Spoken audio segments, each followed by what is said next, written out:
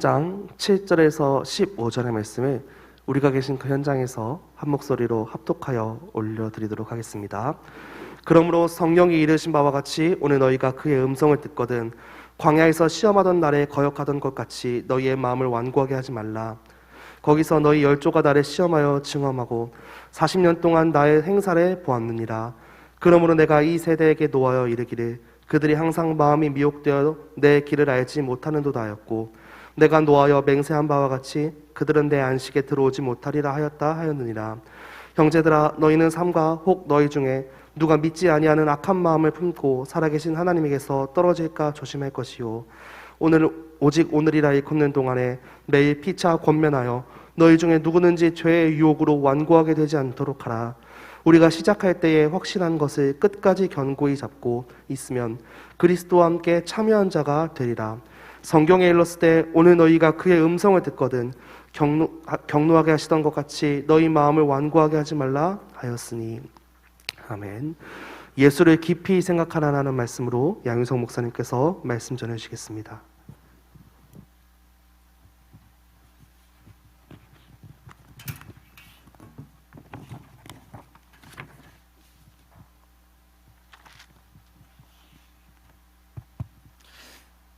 우리 수요예배 오신 모든 성도님들 주님의 이름으로 사랑합니다.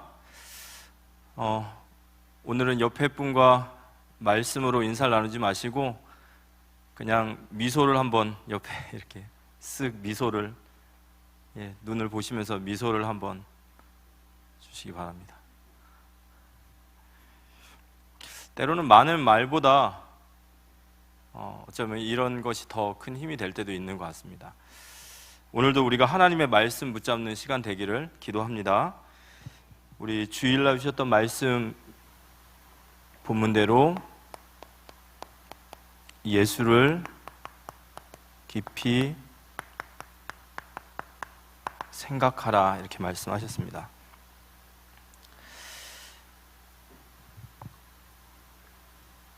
예레미야서 6장 19절에 땅이여 들으라, 내가 이 백성에게 재앙을 내리니 이것이 그들의 생각의 결과라. 그들이 내 말을 듣지 아니하며 내 율법을 거절하였습니다. 이 생각의 결과라라는 말을 주셨어요. 그래서 이번 주에 목사님께서 생각이 참 중요하다, 우리의 생각이 어떤 생각을 갖고 있느냐 굉장히 중요하다 이렇게 말씀하셨죠. 그래서 우리에게 있는 모든 것은 우리의 생각의 열매라고 할 수 있죠. 제가 이제 사역을 하다 보면 가끔 어떤 문제를 때문에 이렇게 저에게 이제 만남을 요구하시는 분들이 있죠. 이제 특별히 이제 다락방에서 말씀 운동하다 보면 대상자를 놔두고 기도하다 보면 이제 그 상대방에게 어떤 일이 터지죠.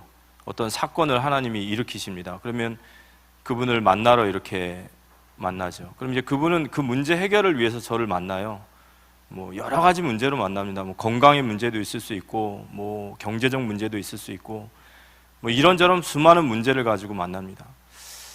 그럼 이제 그분이 저를 만나자고 하는 이유를 알죠. 아, 그래도 목사가 이렇게 한번 만나서 기도해주고 예배해주고 하면 안 하는 것보다 낫지 않겠냐, 그죠? 그분은 이제 크리스찬이니까 뭐 저를 불렀겠지만 뭐 그 자리에 중이 가도 상관없는 거고 무당이 가도 상관없는 거예요. 어쨌든 뭐 기도 한번 해주면 그래도 좀 이 문제가 해결되지 않겠나 이런 생각으로 만나달라고 하는 거죠. 이제 그런 생각을 알기 때문에 이제 그 가면은 꼭 이제 처음에 그런 얘기를 합니다.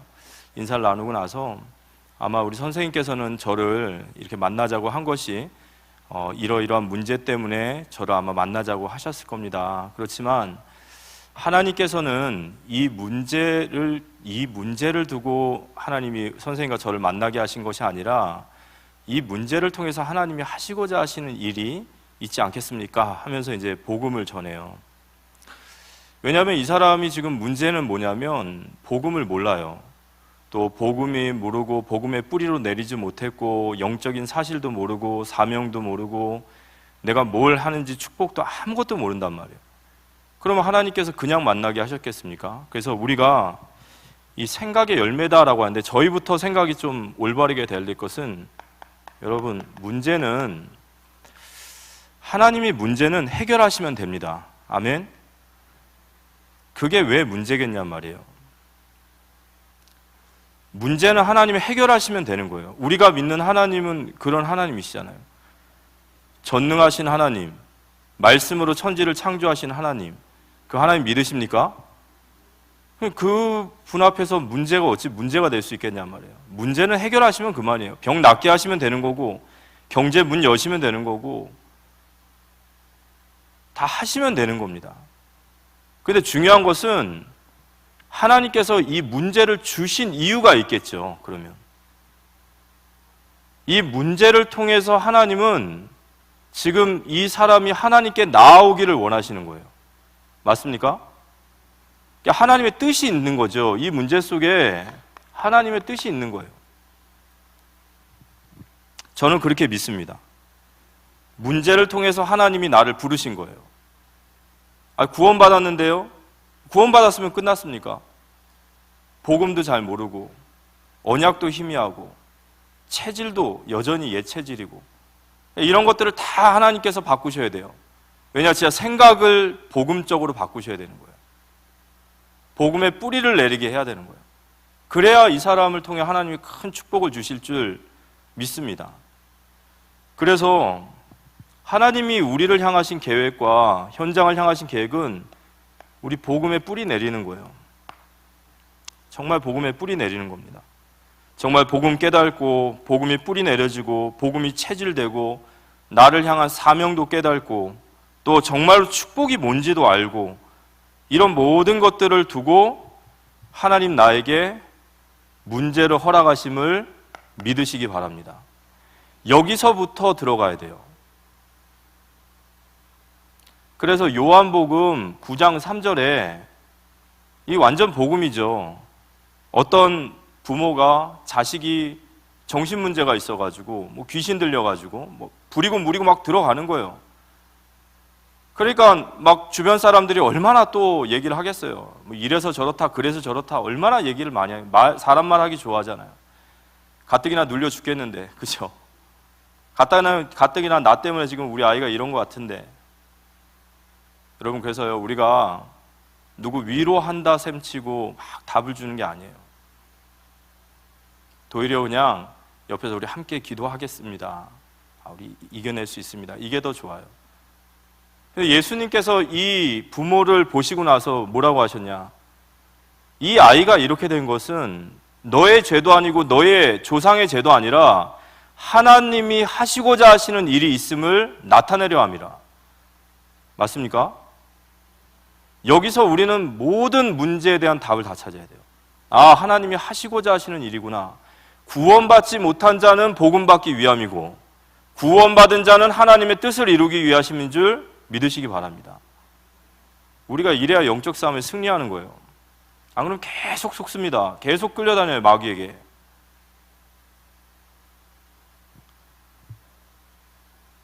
복음에 어떻게 뿌리 내리죠? 성경은 이렇게 나와 있습니다.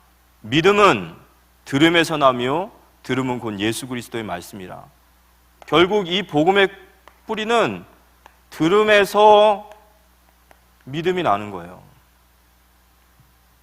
복음의 말씀을 계속해서 들을 때, 그리고 이 복음이 이 사람에게 체험되어질 때, 그때 하나님의 이런 믿음과 이런 복음의 뿌리가 내려질 줄 믿으시기 바랍니다. 그래서 여러분이 하나님의 사람이라는 것을 믿으십시오.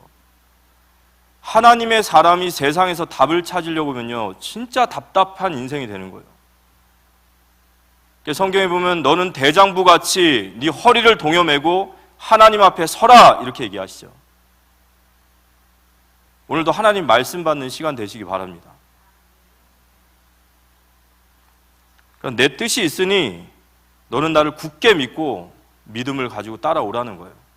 어떠한 환경 속에서도. 자, 오늘 우리가 예수를 깊이 생각하라라는 말씀을 나누는데요. 먼저 이 말씀을 나누면서 이 히브리서라는 성경의 배경을 좀 알아야 돼요. 오늘 히브리서 3장에 대한 말씀, 주신 강단의 말씀을 조금 더 깊게 보면 히브리서의 저자는 미상이에요. 그러니까 저자가 우리가 바울이다라고 얘기하지만 히브리서 안에는 바울이 저자라는 내용은 없습니다.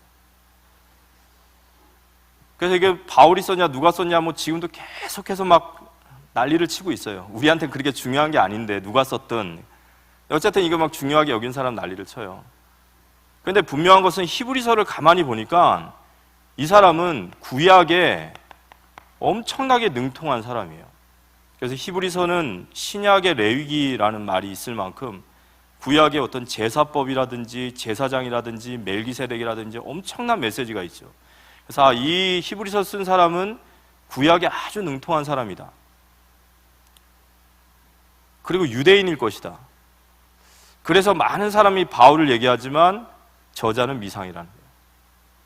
그럼 왜 저자를 알려주지 않을까요? 뭐 그런 게 어디 있습니까? 왜 안 알려줄까요? 성경이 굳이 저자를 이야기할 필요가 없는 거겠죠. 제가 왜 이 말씀을 드리냐면 우리가 하나님의 말씀을 받을 때는 이런 자세로 받아야 돼요. 우리가 다 이해할 수 없습니다. 그걸 우리는 항상 마음에 둬야 돼요.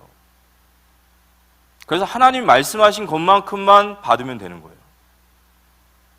하나님의 말씀도 나 중심으로 받지 마시고 하나님이 말씀하시는 대로 아멘하고 받을 수 있는 우리의 마음의 밭이 세워지기를 기도합니다. 하나님 말씀하시면 아멘으로 받을 수 있는 이 저자는 미상이다. 그렇게 받아라 하면 아멘 하고 받는 거예요. 그런데 이 히브리서를 쓴 저자가 쓴 대상이 있겠죠. 그걸 우리가 수신자라고 하는데 이 수신자와 이 수신자의 상황이 좀 특이해요. 저희들이 오늘 말씀을 봐야 되는데 이 수신자는 보통 우리가 유대인이라고 말합니다. 유대인. 근데 유대인인데 어떤 유대인이냐면 1세기에 디아스포라들, 그러니까 유대인들 중에 흩어진 사람들 중에 예수 그리스도를 믿고 개종한 유대인들이라고 해요. 그런데 이 1세기에 개종한 유대인들은 상황이 굉장히 안 좋았어요. 우리가 사도행전 18장에 보면은 이 글라우디오 총독 때에 모든 유대인들은 로마에서 나가라 라고 얘기했죠. 이제 사실 글라우디오 총독 때부터 이 본격적으로 기독교에 박해가 들어와요. 근데 이 글라우디오라는 총독은 막 핍박을 하고 고문을 하고 순교를 시키는 게 아니라 이 글라우디오 총독은 모든 재산을 다 몰수했어요.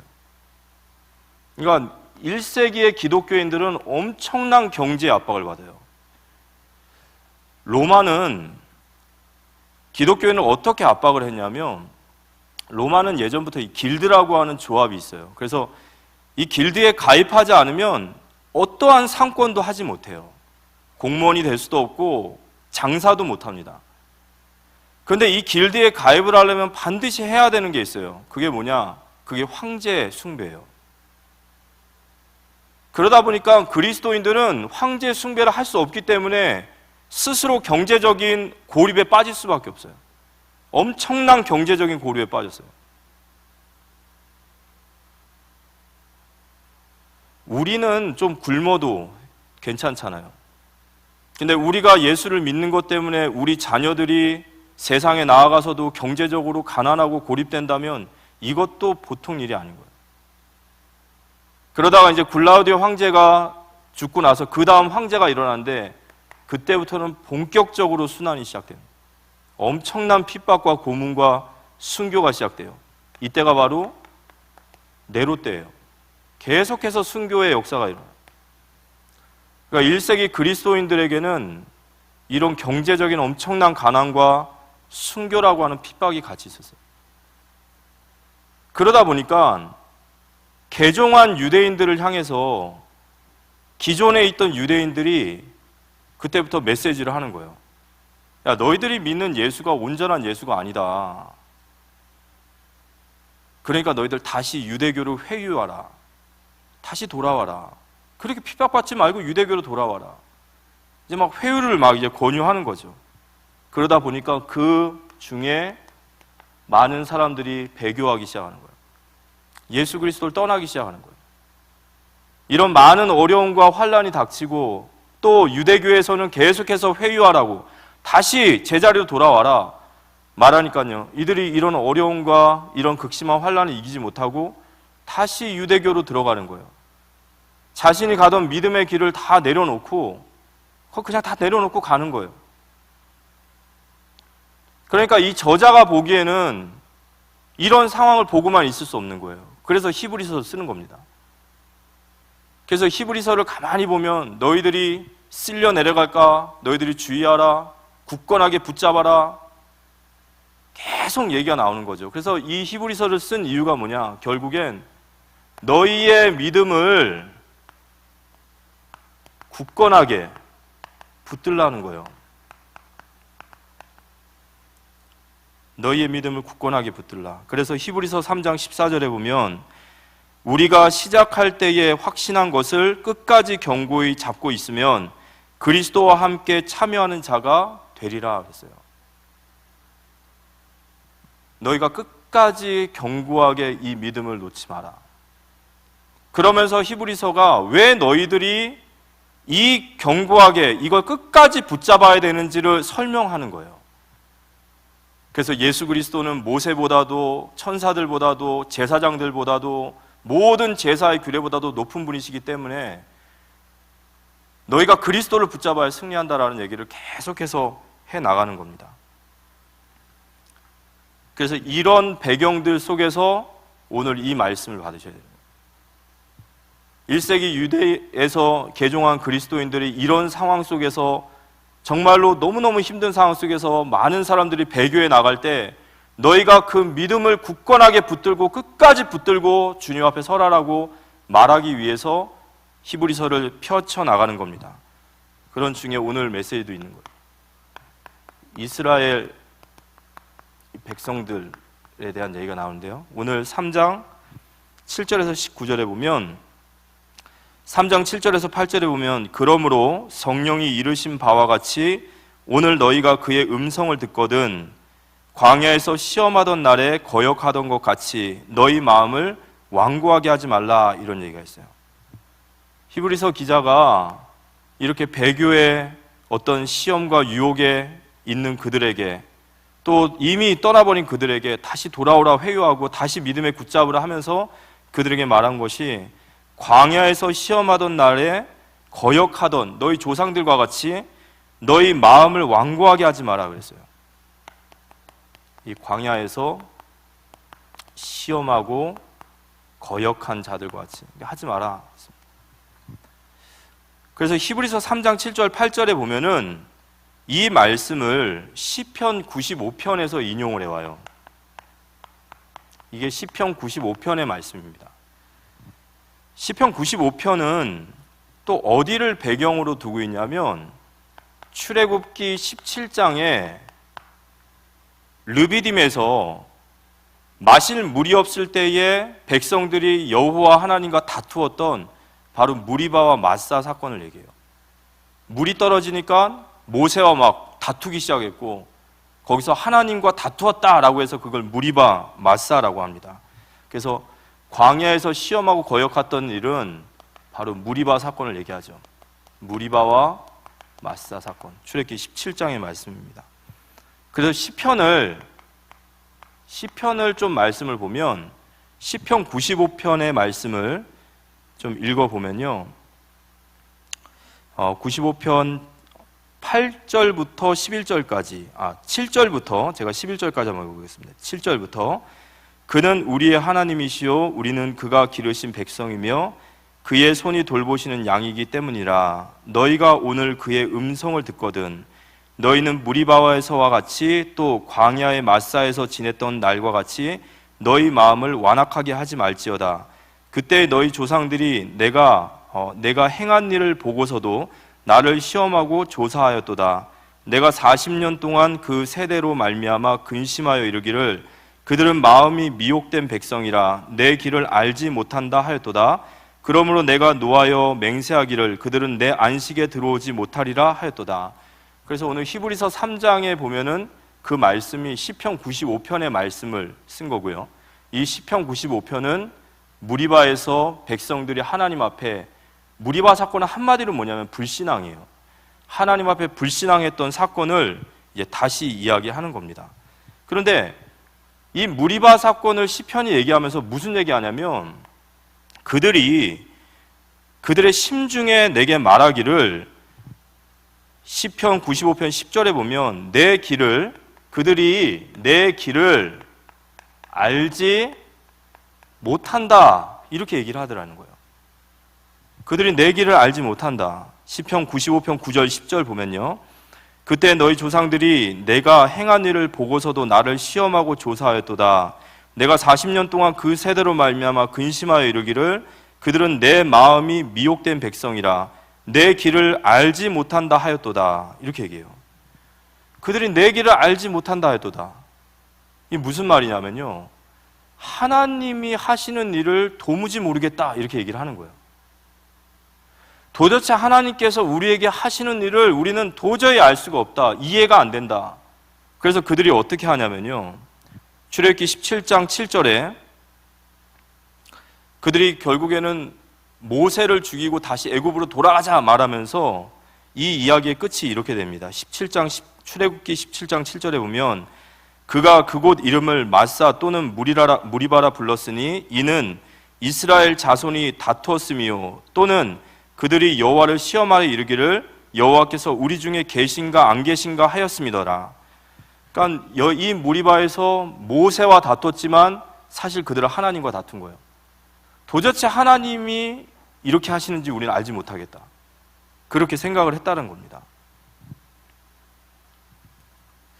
그런데 그들이 왜 하나님 앞에 이런 말을 하게 됐냐면, 시편 95편 10절에 보면 그들이 미혹되어 라는 말이 있어요. 미혹되어서 그들이 말하기를 내 길을 그들이 알지 못한다라고 해요. 그럼 이 미혹되다는 말은 무슨 말일까요? 그들이 미혹되어 내 길을 알지 못한다 말했던 거, 그들이 미혹되어 내 길을 알지 못한다 말하고 하나님 앞에 불신앙한 이유는 뭐냐면, 이 미혹되다라는 말은 그들의 탐욕으로 인해 라는 말이에요. 그 말은 이 사람들은 무슨 생각을 했냐면 이런 겁니다. 하나님의 인도하심이 우리가 보니 충분하지 않다는 거예요. 그러니까 그들의 마음속에 하나님이 우리를 인도하심이 충분하지 않다, 이게 그 얘기예요. 긍정적으로 우리가 하나님의 뜻을 어떻게 알 수 있습니까? 이 말이 아니라, 내가 하나님을 알지 못합니다, 내가 하나님의 길을 하나님의 길을 알지 못합니다라는 것은 하나님이 우리를 인도하심이 충분하지 않습니다.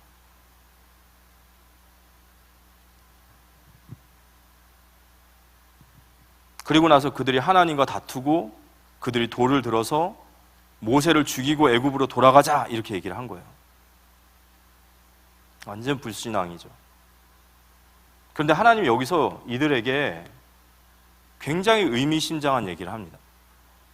뭐라고 말씀하시냐면요, 시편 95편 9절에 보면, 그때 너희 조상들이 내가 행한 일을 보고서도 나를 시험하고 조사하였도다, 이렇게 얘기하세요. 하나님이 내가 행한 일을 보고서도, 그들의 조상들이 내가 행한 일을 보고서도 그들이 나를 시험하고 그들이 나를 조사하였다. 무슨 일을 행하셨죠? 출애굽기 17장 전에 그들이 무엇을 봤죠? 그들은요, 홍해를 건넌 사람들이에요. 그들은 홍해가 갈라지는 것을 보았어요. 우리가 홍해 이야기 참 많이 듣지 않습니까? 그죠? 앞에는 홍해가 있었고 뒤에는 애국 군대가 왔어요. 그때 이스라엘 백성들은 똑같은 얘기를 합니다. 이 광야에서 우리를 죽이려고 우리를 끌고 나왔냐? 모세를 죽이고 다시 애굽으로 돌아가는 것이 옳지 않냐? 그때 모세가 얘기하죠. 너희는 가만히 서서 오늘 여호와께서 너희를 위하여 베푸시는 구원의 은혜를 보라, 얘기했어요. 오늘 너희가 본 자들을 다시는 보지 못하리라. 그리고 모세가 하나님 앞에 지팡이를 들 때 홍해가 갈라졌습니다. 그 홍해를 따라서 이스라엘 백성들은 건너갔고 다시 그 홍해가 닫힘으로 애국 군대는 다 죽은 줄 믿으시기 바랍니다. 출애굽기 14장 21절에 보면 모세가 바다 위로 손을 내밀매 여호와께서 큰 동풍이 밤새도록 바닷물을 물러가게 하시니 물이 갈라져 바다가 마른 땅이 된지라. 그들이 홍해를 건넜는데 어떻게 건넜다고요? 마른 땅을 건너셨어요. 왜냐? 물 갈라놓고 질척질척한데 어떻게 갑니까? 하나님이 밤새도록 동풍으로 땅을 말리셔서 행여나 내 자녀들이 그 진흙탕에 빠져서 가지 못할까? 그걸 밤새도록 동풍을 말리셔가지고 마른 땅을 걷게 하신 하나님이신 줄 믿으시기 바랍니다.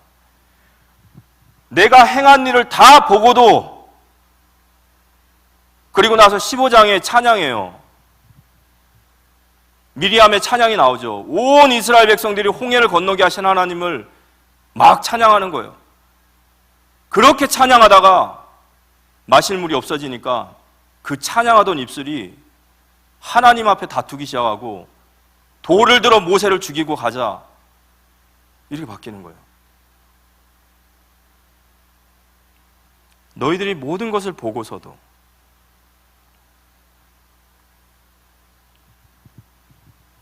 다시 한번 하나님 앞에 서는 시간 되기를 기도합니다. 그리고 나서 뭐라고 하시죠? 오늘 너희가 그의 음성을 듣거든. 히브리서를 다시 돌아오시면 히브리서 3장 7절에 보면 이렇게 시작합니다. 그러므로 성령이 이르신 바와 같이, 하나님 말씀하시는 거예요. 오늘 너희가 그의 음성을 듣거든. 오늘 너희가 그 음성을 듣거든 그랬어요. 여기 중요한 것은 오늘이에요. 시제를 오늘이라고 했어요. 오늘. 히브리서 3장 7절에 오늘 너희가 듣거든. 히브리서 3장 15절에 오늘 너희가 그의 음성을 듣거든. 그런데 원래 이 시편 구절이 어디라고요? 시편 95편. 이 시편 95편에서 오늘이라고 말했던 때는 언제냐? 출애굽기 17장의 무리바 사건이에요. 이게 무슨 말이냐면요, 이 오늘이라는 시제는 이런 의미예요.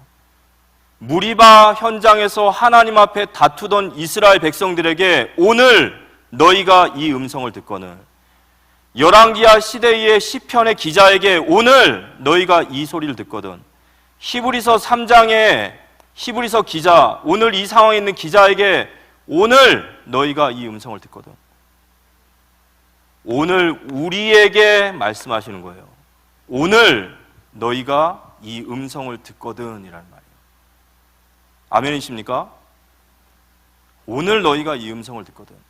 지금 우리에게 하시는 말씀이십니다. 3장 8절과 9절, 히브리서 3장 8절과 9절에 보면 나와 있죠. 광야에서 시험하던 날에 거역한 것 같이 너희 마음을 완고하게 하지 말라. 거기서 너희 열조가 나를 시험하고 증언하고 40년 동안 나의 행사를 보았느니라. 너희 마음을 완고하게 하지 마라. 오늘 너희가 내 음성을 듣거든 너희 마음을 완고하게 하지 말라.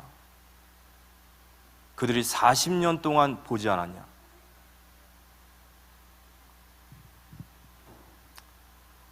왜 이스라엘 백성들이 40년 동안 광야를 돌았습니까? 민수기 14장에 보면은 가데스 바냐의 사건 기억하십니까?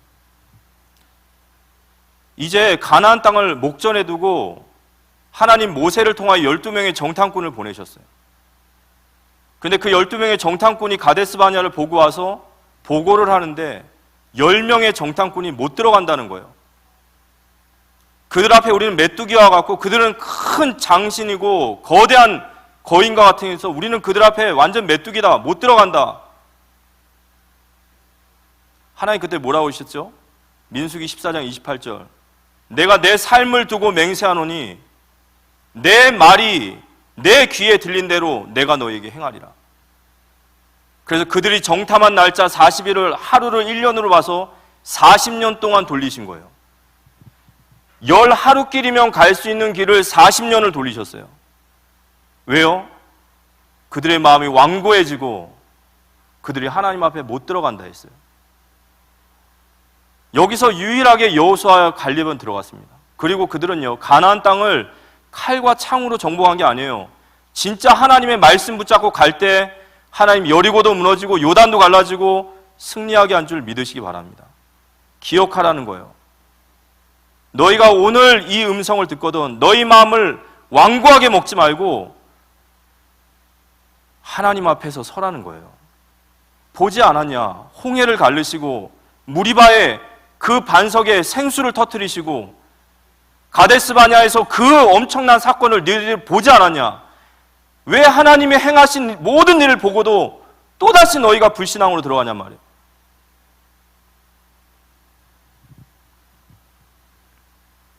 (3장 10절에서 11절) 히브리서 그러므로 내가 이 세대에게 노하여 이르기를 그들이 항상 마음이 미혹되어 내 길을 알지 못하는도다 하였고 내가 노하여 맹세한 바와 같이 그들은 내 안식에 들어오지 못하리라. 우리가 그렇게 돼야 되겠습니까? 가나안 땅의 안식에 들어가지 못하리라. 그래서 너희의 마음을 완고하게 하지 마라. 믿음을 붙잡아라. 너희 조상들이 걸어갔던 그 길을 기억해라. 그래서 하나님께서 우리에게 또 말씀하시는 거예요. 끝까지 하나님의 말씀을 붙들라는 거예요. 믿음으로 끝까지 붙들어라. 히브리서 3장 12절에서 15절까지 보면 형제들아 너희가 삼가 혹 너희 중에 누가 믿지 아니한 악한 마음을 품고, 악한 마음이 뭐라고 그랬죠? 믿지 아니하는, 하나님 믿지 않는 것이 악한 마음이래요. 믿지 아니한 악한 마음을 품고 살아계신 하나님께서 떨어질까 조심할 것이요 오직 오늘이라 일컫는 동안 매일 피차 권면하여 너희 중에 누구든지 죄의 유혹에 완고하게 되지 않도록 하라. 우리가 시작할 때에 확신한 것을 끝까지 견고히 잡고 있으면 그리스도와 함께 참여하는 자가 되리라. 우리가 끝까지 우리가 처음 붙들었던, 처음 시작했던 그 시작을 확실하게 붙잡고 끝까지 가면 우리가 그리스도와 함께 승리자의 대열에 서게 될 줄 믿으시기 바랍니다. 그래서 오늘 히브리서의 기자가 우리에게 이스라엘 백성들을 통해서 또다시 얘기해 주는 거예요. 무리바의 마사의 사건을 통해서 하나님 얘기하시는 거예요. 그러면 오늘 이 말씀 속에서 우리에게 하시고 싶은 말씀이 그거예요. 너희들이 이러한 많은 무리바와 마사와 같은 먹을 물이 떨어지고 너희들이 홍해 앞에 서고 그 모든 상황이 됐을 때 성경이 우리에게 하시는 말씀이 뭐냐면 이거예요. 예수를 깊게 생각하라 이거예요. 예수를 깊게 생각하라. 너희들이 그런 공고한 날이 왔을 때, 또 너희들의 미혹받을 때, 너희들의 믿음이 연약해질 때 다시 예수를 깊게 생각하라. 그래서 저도 이번 한 주간 예수를 깊게 생각하고 기도하고 말씀 가운데 있었습니다. 그 속에서 우리가 무엇을 생각해야 될까요? 예수를 깊게 생각하라.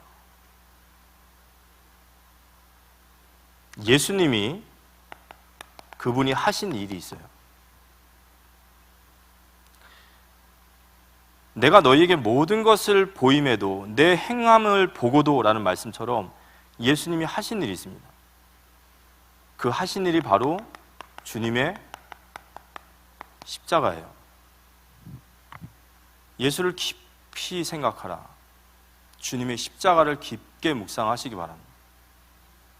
이 십자가라는 이 말씀 속에는 복음의 모든 내용이 다 들어가 있죠. 정말로 십자가의 은혜를 체험하게 될 때 그게 왜 십자가가 우리에게 소망이 되고, 그 십자가가 왜 우리에게 능력이 되고, 그 십자가 때문에 왜 우리가 일어날 수밖에 없는 모든 것을 다 깨닫게 되는 거예요.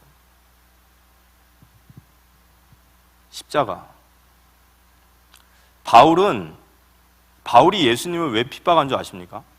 바울이 왜 교회를 핍박했는지 아세요? 바울이 교회를 핍박한 이유는 예수님이 자신을 메시아라고 얘기했어요. 그리고 많은 기적과 이적을 일으키셨습니다.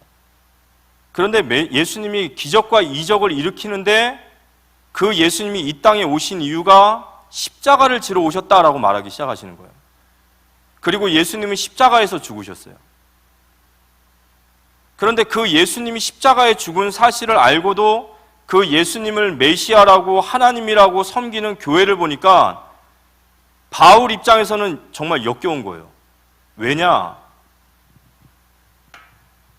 신명기서 21장 23절, 신명기서 21장 22절과 23절, 바울이 왜 그렇게 예수를 핍박했느냐? 22장부터 한번 읽어보겠습니다. 사람이 만일 죽을 죄를 범함으로 내가 그를 죽어 나무에 달거든 그 시체를 나무 위에 밤새도록 두지 말고 그날에 장사하여 내 하나님 여호와께서 내게 기업으로 주신 땅을 더럽히지 말라. 나무에 달린 자는 하나님께 저주를 받았습니다. 바울이 왜 그렇게 예수님을 미워했냐면요, 예수님은 자신이 메시아라고 얘기해요. 메시아라는 말은 곧 하나님을 얘기합니다. 그런 나무에 달리는 자가 어떻게 메시아가 될 수 있냐? 나무에 달린 자는 하나님 앞에 저주를 받은 자인데, 그럼 우리가 기다리던 메시아가 하나님의 저주를 받은 자냐? 그래서 신성모독이다라는 말인 거예요. 그런데 그 신성모독을 하는 자를 죽어라고 따라다니는 교회를 보니까 이것들을 다 잡아 죽이는 게 내가 사랑하는 하나님을 지키는 것이고 내가 사랑하는 하나님의 일을 행하는 거예요. 그런데 바울이 그 모든 생각이 어디서 꺾였죠? 바울 다메섹에서 완전히 뒤집어진 거예요. 바울이 다메섹을 가요. 왜 가죠? 예수 그리스도를 믿는 자들을 잡으러 죽이러 갑니다. 다메섹에 가다가 호련히 빛이 임하고 하늘에서 음성이 들려요. 구약에 하늘에 빛이 임하고 음성이 들리는 것을 보고 하나님의 현현, 하나님이 임재하신다라는 걸 그는 알고 있어요. 그가 즉각 엎드립니다. 주여 누구시니까? 그때 뭐라 하시죠? 나는 네가 박해하는 나사렛 예수라. 여기서 바울은요 완전히 청천벽력과 같이 뒤집어지는 거예요. 하나님이 내게 임하셨다는 거 아는데 그 하나님이 누구시라고요? 내가 예수다. 거기서 바울은 다 깨져요.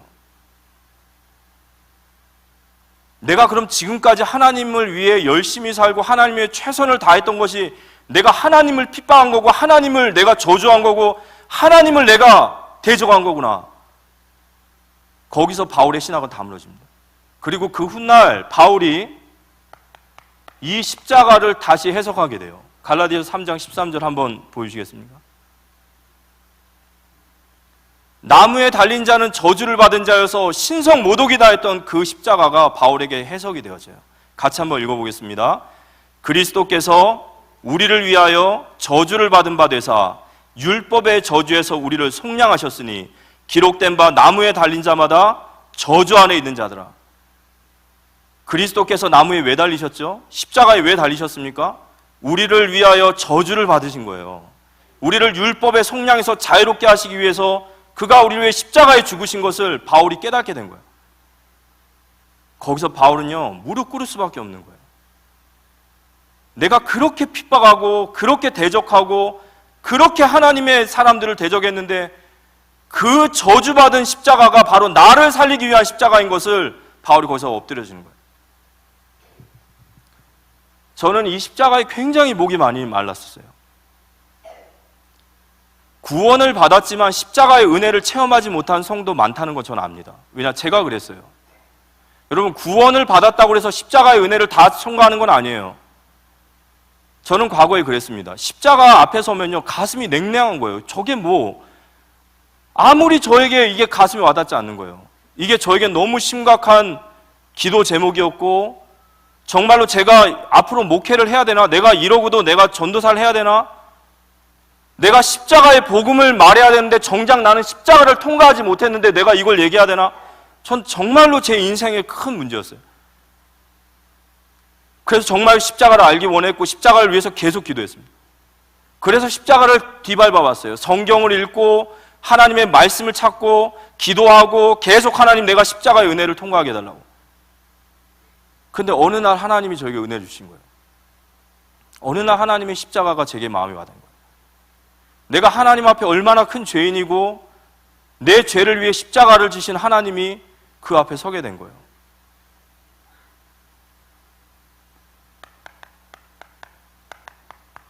제가 뒤집어진 말씀이에요.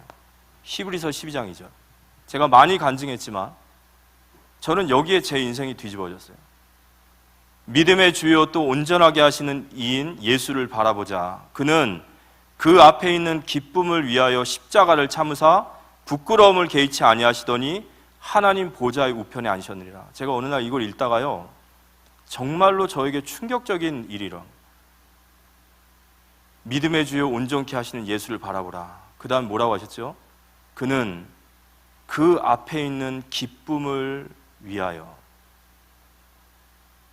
부끄러운 십자가를 참으셨어요. 여러분, 십자가가 얼마나 고통스럽고 부끄럽고 그 앞에 기쁨을 위하여. 제가 그게 마음에 와닿는데 그 기쁨이 누구라고 말하기도 부끄러울 만큼 저는 너무 부끄러웠어요. 주님이 바라보신 그 기쁨이 바로 저였어요. 주님이 그 십자가를 지신 것이, 근데 그 십자가를 지시고 그 부끄럽고 그 처참한 그 십자가의 길을 가시면서 그분이 기쁨으로 가셨다는 거예요. 왜요? 나 때문에. 제가 그 사실이 저에게 마음에 와닿고 나서 제가 즉각 하나님 앞에 질문했던 건 그거예요. 왜요? 라는 질문밖에 안 났어요. 왜 하나님 나를 위해 그러셨습니까? 도대체 이유를 모르겠는 거예요. 주님이 나를 위해 십자가를 지신 이유를. 그때 주님이 저에게 하신 말씀이, 수많은 얘기들 속에 저에게 하신 말씀 딱 하나였어요. 내가 너를 위해 십자가 진 것은 내가 너를 사랑한다는 거예요. 그래서 그때 이해가 돼요. 그 사랑이 정말로 이해할 수 없는 사랑이고 측량할 수 없는 사랑이고 갚을 수 없는 사랑인 거예요. 제가 뭐라고, 그 사랑이 저에게 담겨지고 나서 저도 주님을 사랑할 수밖에 없어요. 저도 그 십자가 아래 무릎을 꿇었습니다. 제가 이제 주님을 위해 살기 원합니다.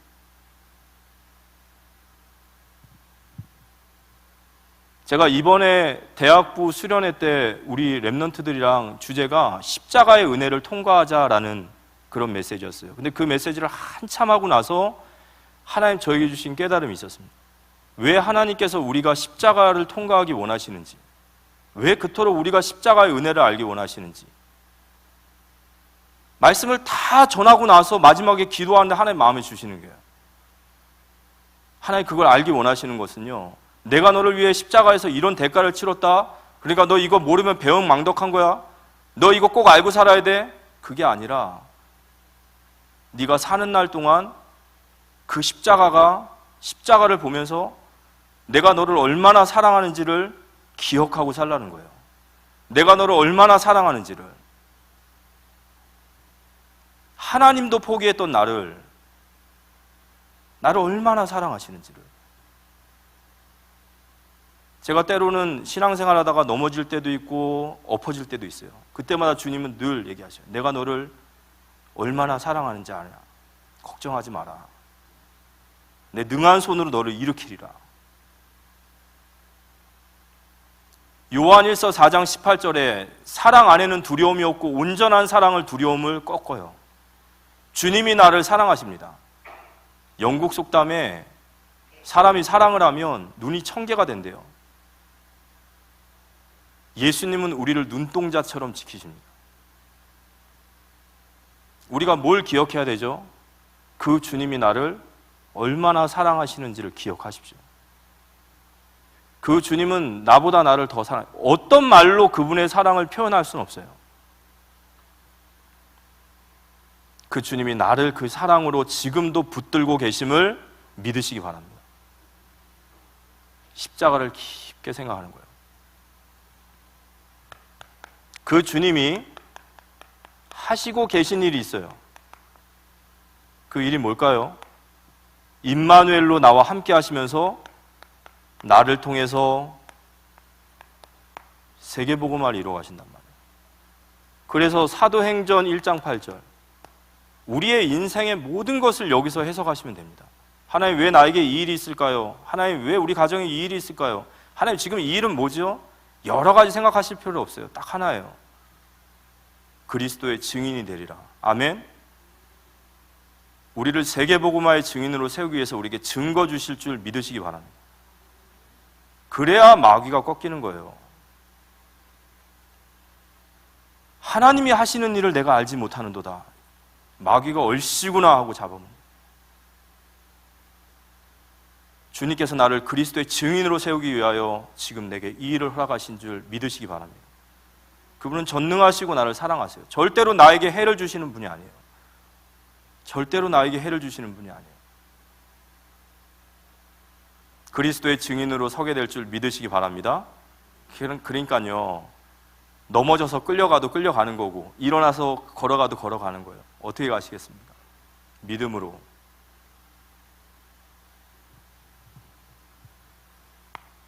예수를 깊게 생각하라. 그가 하시고 계신 일과 이제 그가 하실 일이 있어요. 그 하실 일이 뭐죠? 그 주님은 반드시 이 땅에 심판주로 오세요.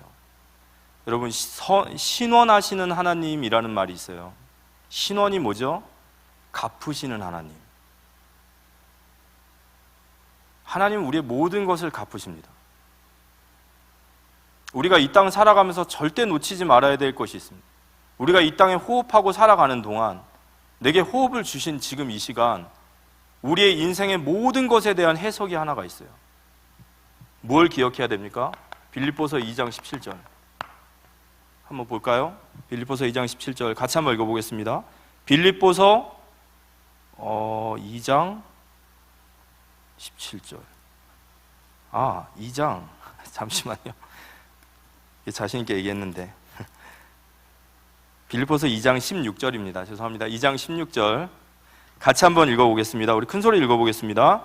생명의 말씀을 밝혀 나의 다름질이 헛되지 아니하고 수고도 헛되지 아니하므로 그리스도의 날에 내가 자랑할 것이 있게 하려 함이라. 우리가 이 땅에 왜 살아야 되죠? 우리가 이 땅에 살아야 될 이유가 뭐죠? 그리스도 예수의 날에 자랑할 것이 있기를 기도합니다. 그럼 그리스도 예수의 날에 자랑할 게 뭘까요? 바울은 갈라디아서 6장 17절을 얘기해요. 갈라디아서 6장 17절 한 번만 보여주시겠습니까? 같이 한번 읽어봅시다. 이후로는 누구든지 나를 괴롭게 하지 말라. 내가 내 몸에 예수의 흔적을 지니고 있노라. 예수의 흔적이 뭘까요? 우리가 천국에 올라가면요, 예수님의 손바닥에 못자국을 볼 수 있어요. 그리고 옆구리에 창자국을 봅니다. 근데 예수님의 손바닥에 손자국과 옆구리에 창자국, 그 다음에 두 발등에 뚫려진 그 못자국은 뭘 얘기를 하냐면 예수님이 이 땅에 사셨을 때 그는 어떤 분이었는가를 나타내시는 거예요. 예수의 흔적이라는 것은요, 내가 예수 그리스도를 때문에 받은 고난이에요. 내가 예수 그리스도를 위하여 받은 고난입니다. 내가 예수 그리스도의 복음을 위하여 믿음으로 나아가다가 받은 수많은 고난과 상처가 예수의 흔적이에요. 이후로 나를 괴롭게 하지 말라. 내가 내 몸에 예수의 흔적이 있노라. 여러분, 예수의 흔적이 있습니까? 우리가 주님 앞에 가서 자랑할 것은요, 예수의 흔적이에요. 예수 그리스도를 위해 살았냔 말이에요. 예수 그리스도를 위해 고난받은 흔적이 있냔 말이에요. 예수의 복음을 위하여 살았냔 말이에요. 어떤 사람은 몸이 너무 깨끗하게 올라가요. 보여줄 게 없어요. 오로지 나를 위해 살았어요. 오로지 나를 위해. 주를 위해 산 게 아니에요. 복음을 위해 살지 않아요.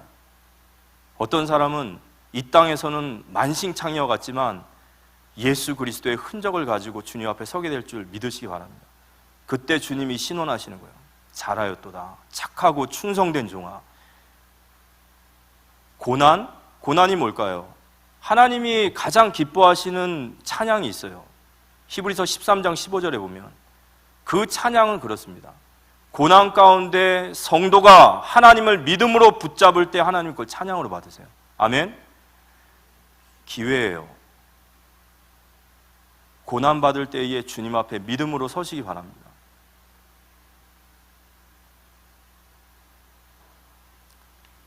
디모데후서 4장 7절 8절 바울이 얘기하죠. 나는 선한 싸움을 싸우고 나의 달려갈 길을 마치고 믿음을 지켰으니 이제 후로는 나를 위하여 의의 면류관이 예비되었으므로 주 곧 의로우신 재판장이 그날에 내게 주실 것이며 내게만이 아니라 주의 나타나심을 사모하는 모든 자에게로다.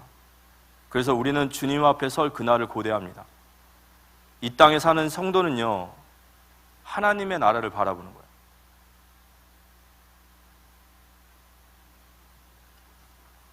예수를 깊이 생각하며 승리하시기 바랍니다. 우리는 신자예요. 불신자와 똑같은 생각을 가지고 살면 안 돼요. 오늘 결론적으로 말씀을 나누면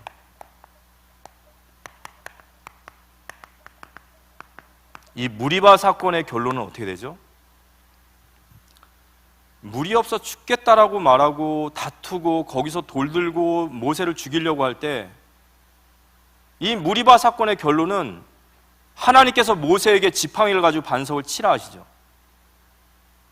반석을 치는데 그 반석에서 샘수가 터져 나오는 거예요. 성경을 보니까 그 생수가 그냥 쪼락물이 나오는 게 아니라 강이 이룰 만큼 큰 반석에 생수가 터져 나온 거예요. 이 무리바 사건에 하나님의 엄청난 기적의 역사가 일어납니다. 우리 모든 성도님들에게 이런 기적의 역사가 일어나기를 기도합니다. 그런데 이 기적이 하나님의 목적이 아니에요. 하나님이 이 무리바 사건의 반석을 터뜨리면서 하나님이 하시고자 하신 메시지가 뭐냐? 그 반석이 곧 예수 그리스도라. 예수 그리스도께서 자신의 몸을 찢고 생수와 같이 그의 보혈을 흘려주실 것을 말씀을 통해서, 사건을 통해서 나타내신 거예요. 그냥 하나님께서 까닭 없이 하신 것이 아니라 이게 바로 구속사 속의 역사인 거예요. 지금 하나님이 우리에게 주신 역사가 그 속에 하나님의 구원의 역사와 세계복음화의 역사가 있는 줄 믿으시기 바랍니다. 하나님 무리바 사건을 통해서 이 메시지를 하기 원하시는 거예요. 그래서 오늘 우리에게 이 말씀을 주시면서 너희 조상들이 40년 동안 광야길을 걸었던 것을 다시 기억하라는 거예요. 왜 그들이 광야길을 걸었냐? 내가 행한 모든 것을 보고도 그들은 마음이 완악해져서 하나님 앞에 내가 하나님이 하시는 일을 도무지 알 수 없다라고 말하며 다시 애굽으로 돌아가자 얘기한 거예요. 10하루길이면 갈 길을 광야에 40년을 돌아요. 그들이 안식에 들어가지 못하니라 그랬어요. 우리가 그러면 안 되지 않습니까? 그래서 하나님 우리에게 메시지 주시는 거예요.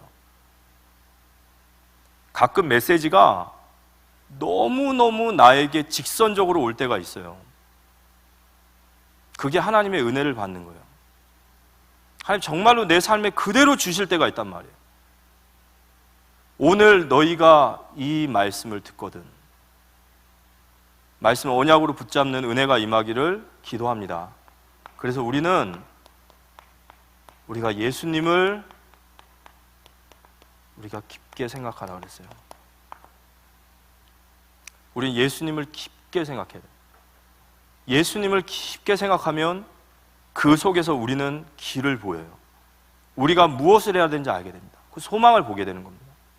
그리고 그 믿음에 굳건하게 믿음을 붙잡으면 너희가 그리스도와 함께 참여하는 자가 되리라. 마지막 날에 주님은 이 땅에 만왕의 왕으로 오십니다. 승리하신 왕으로 와요. 그를 찌른 자도 그를 본다고 그랬어요. 그때 여러분이 그 승리자의 대열에 함께 서는 우리 모두가 되어지기를 기도합니다.